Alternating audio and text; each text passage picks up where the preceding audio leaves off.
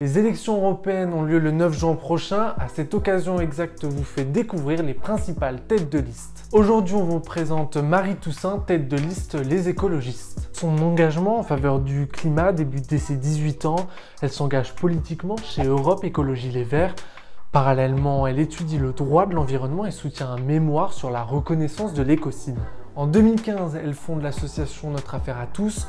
Ce sera le point de départ d'une pétition contre l'État pour une action climatique, pétition qui, après plus de 2 millions de signatures, contribuera à la condamnation de l'État français par le Conseil d'État. Chaque association, dont Notre Affaire à tous, pouvait agir en justice pour défendre le climat et l'environnement, donc c'est effectivement un grand pas. En 2019, elle devient députée européenne, 4e sur la liste écologiste de Yannick Jadot. Sur les 5 dernières années, Marie Toussaint s'est notamment prononcée contre la loi européenne sur le climat. Elle vise à réduire de 55% les émissions de gaz à effet de serre d'ici à 2030. La députée ne la trouvait pas assez ambitieuse. Selon un dernier sondage, sa liste obtiendrait 8% des intentions de vote, derrière les listes Rassemblement National, Renaissance, PS et LFI. Le programme de la liste Les Écologistes en 4 points.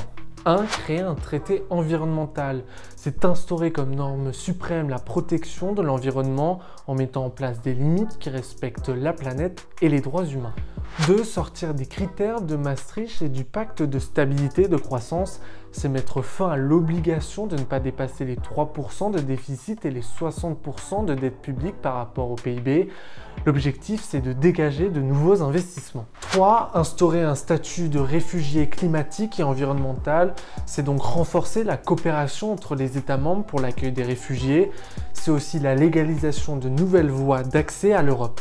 4. Construire une armée européenne, c'est bâtir une défense commune, acheter des armes en commun et renforcer leur production en Europe. Vous savez, une armée européenne, ça ne veut pas dire se passer des armées nationales, elles seront toujours là, mais ça veut dire qu'on crée un corps armé de 5000 Européennes et Européens qui sera en capacité de nous défendre.